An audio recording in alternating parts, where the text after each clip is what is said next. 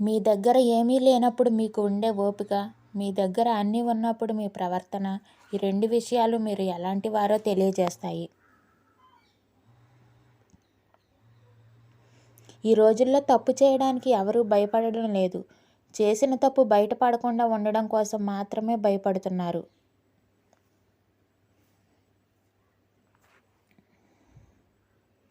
మీ బలం ఉపయోగించి ఎదుటివారి మీద గెలవడం చాలా సులభం. కానీ మీ గుణం ఉపయోగించి ఎదుటివారి మనసు గెలవడం చాలా కష్టం.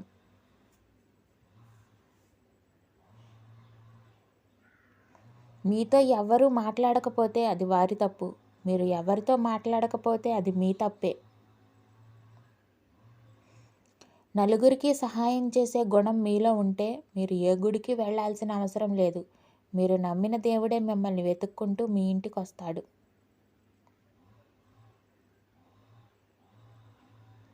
ఎదుటి వాళ్ళలో తప్పులు వెతకడమే పనిగా పెట్టుకుంటే బంధువులు, స్నేహితులు ఎవరూ మిగలరు. ఎవరినీ తప్పు పట్టవద్దు, నిందించవద్దు. ఎవరి పరిస్థితులు వారివి. ఎగిరే పక్షి కనబడుతుంది కానీ వీచే గాలి ఎవరికీ కనపడదు. అదేవిధంగా కళ్ళ ముందు వ్యక్తి కనిపిస్తాడు కానీ అతని కళ్ళలో బాధ ఎవరికీ కనపడదు.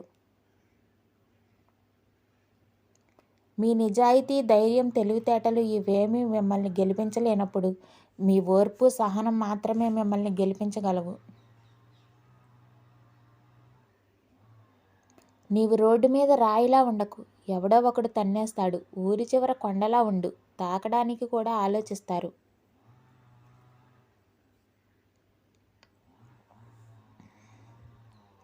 అనుకున్నవన్నీ జరిగితే మనిషి ఈ భూమి మీద నిలబడడు.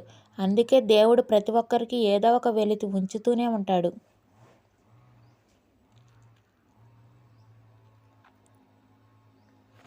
పాజిటివ్గా ఆలోచించే మనిషిని ఏ విషయమూ చంపలేదు. నెగిటివ్గా ఆలోచించే మనిషిని ఏ మెడిసిన్ బాగు చేయలేదు.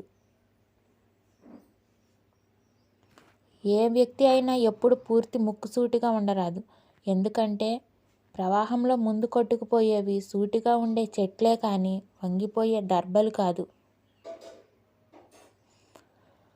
ఏదో ఒకనాడు తెగిపడుతుందని తెలిసి కూడా తెంచుకోలేనంతగా రిలేషన్ను పెంచుకోవడమే మనిషికి ఉండే పెద్ద బలహీనత.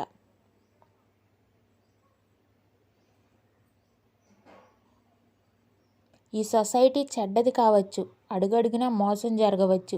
కానీ నీవు మంచిగా ఉండాలనుకుంటే ఏ దుష్టశక్తి నిన్ను ఆపలేదు.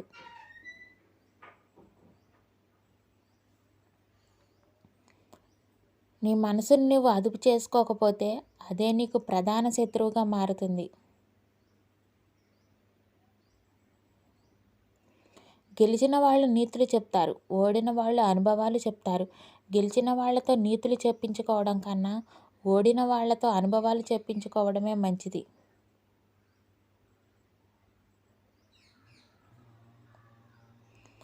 కోపం వచ్చినప్పుడు 1 నిమిషం మౌనంగా ఉంటే బాధపడే 100 రోజుల నుండి తప్పించుకోవచ్చు.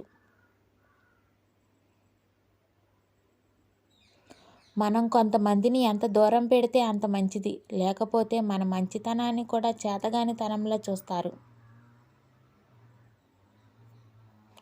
మనం దారిలో పడిపోతే ఎవరూ చూడకుండా లేచి నిలబడాలి. అదే జీవితంలో పడిపోతే అందరూ చూసేలా లేచి నిలబడాలి. కుదిరితే పరిగెత్తండి, లేకపోతే నడవండి. అది చేతకాకపోతే పాకుతూ పోండి. అంతేగాని ఒక చోట కదలకుండా ఉండిపోకండి. నీవు గాయం గురించి కాదు ఆలోచించాల్సింది, ఎలా కోలుకోవాలి అని ఆలోచించు. పడిపోవడం గురించి కాదు ఆలోచించాల్సింది, ఎలా నిలబడాలి అని ఆలోచించు. ఏ వ్యక్తినైనా చెడు ఆకర్షించినంత తొందరగా మంచి ఆకర్షించలేదు.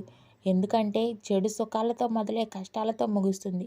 మంచి కష్టాలతో మొదలై సుఖంగా బ్రతికేలా చేస్తుంది. ఎవరు ఎప్పుడు ఎలా మారతారో చెప్పలేం. కాలం కంటే వేగంగా మారే మనుషుల మధ్య బ్రతుకుతున్నాం. అందుకే ఎవరితో ఎంతవరకు ఉండాలో అంతవరకే ఉండాలి. ఆదాయానికి మించి ఖర్చు, ఎదుటివారిలా బ్రతకాలనే ఆశ మనిషికి రెండూ ప్రమాదమే. ఒకటి నిన్ను అప్పుల పాలు చేస్తే రెండోది నీ సంతోషాన్ని నీకు దూరం చేస్తుంది. Thanks for watching. Please do like, share and subscribe my channel. Bye bye.